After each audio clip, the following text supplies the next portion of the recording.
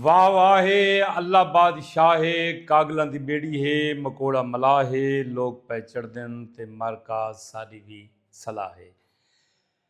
کیڑی ٹوری سیل تے کر کے لمبڑے ہاتمیاں نالوں شودا ہاتھی لنگا دب کے مارس لاتمیاں ہاتھی دل وچ آکھیا اتوں نہ لنگساں وتمیاں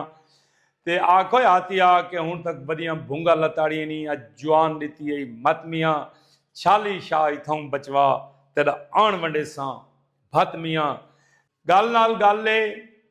پھل نال پھل لے کاشما پریے دیہاں دی چوکیے خالی ہو ہوا ہے اللہ وڈا بادشاہ ہے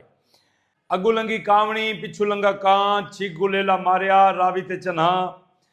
تے بیر کو مارا لاکڑا تے کر پومن روان تے توتے دا بننا چوکنا تے کان دی بنی مار کا با ایڑاں بیڑاں گیڑ گویڑاں جی آکھو تا کسے دا منڈ چھیڑاں جیو جی نال دشمن مرے ڈڈ دی پیڑ نال جے اوے نہ مرن تا مرن ساوی ہریڑ نال مار کا ہی کائی بھلا ہی کائی برا اے پیان کٹھے سفر کریں دے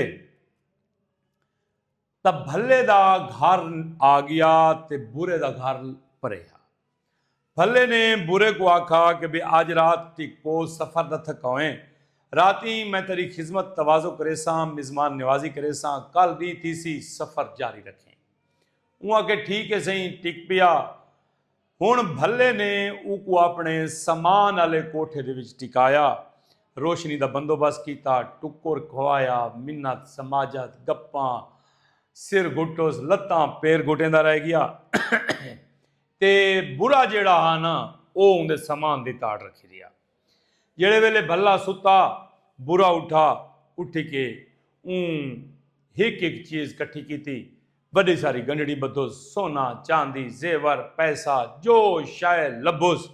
چیندا گھوڑا تے چڑھدا تے بھج پیا مارگا پچھلی رات دی ماں اٹھی دیکھے تو دروازے کھلے پین مہمان کو نہیں صندوقاں دے دار کھلے پین این بھلے کو اٹھایا وہاں کے چنگا بھلا کی تئی او تو سامان سارا چاہ کے نکل گئے یہاں کہ اماں پریشان نہ تھی میں کو تو پھلکے پکا دے پراٹھے پکا دے میں وینا وانی کے کو گلینا اللہ کرے سی لب پوسی سادہ ہاک کلال نہ پیسہ آئی سا کو کوئی لوائی نہیں این سی دو پھلکے پکوائے کندوری دے گانڈ بدے گھوڑے تے چڑھا کوئی 4-5 کلومیٹر دور دیکھے تا برا وینا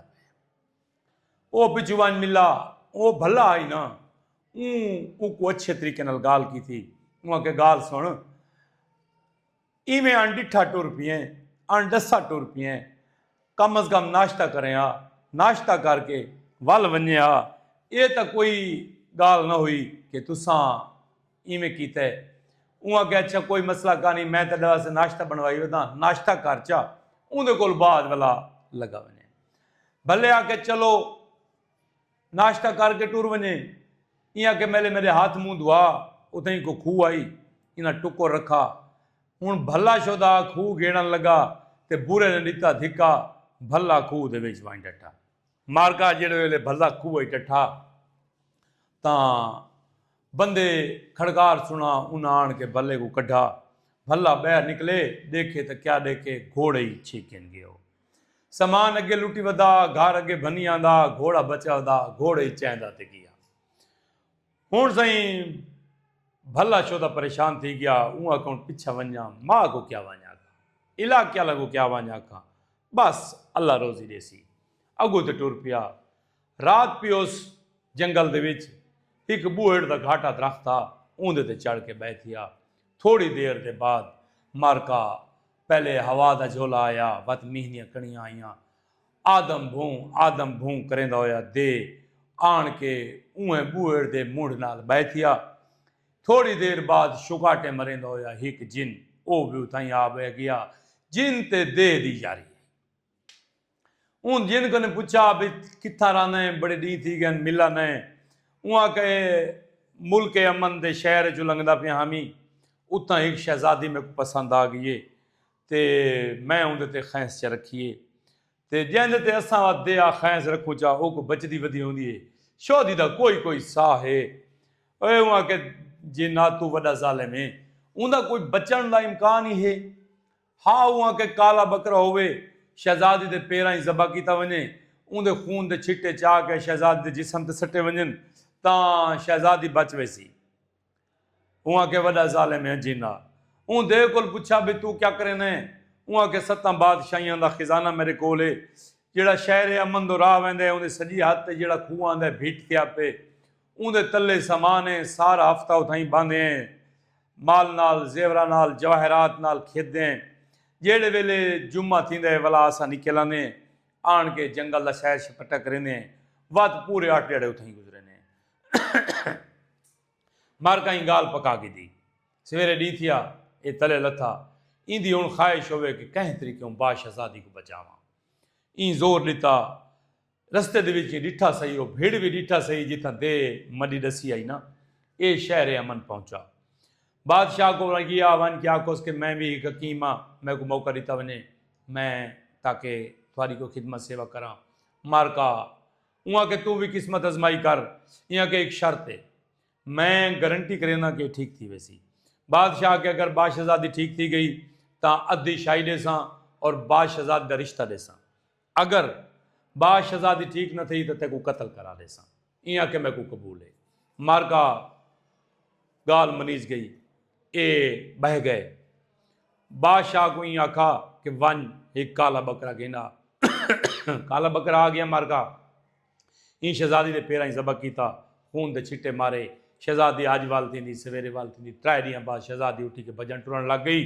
بادشاہ کو نہ آکھا کہ اپنے معاہدے تے عمل کرو بادشاہ نے اون دا نکاح اون دے نال کر دیتا او ہن سے تخت کریندا پے او ہن بادشاہ دے نال باوے تے لوگ آمن سوال کریں لینا لگ کے ایک ڈاڑے دے دے تے کیا دے دے برا بھی لینے کھڑے بھلا کے کریں دے تخت تو لے ہاں دے برے کو آ کے مل دے حال حویلا کریں دے ان دی خدمت سیوا کریں دے رات کو ٹکیں دے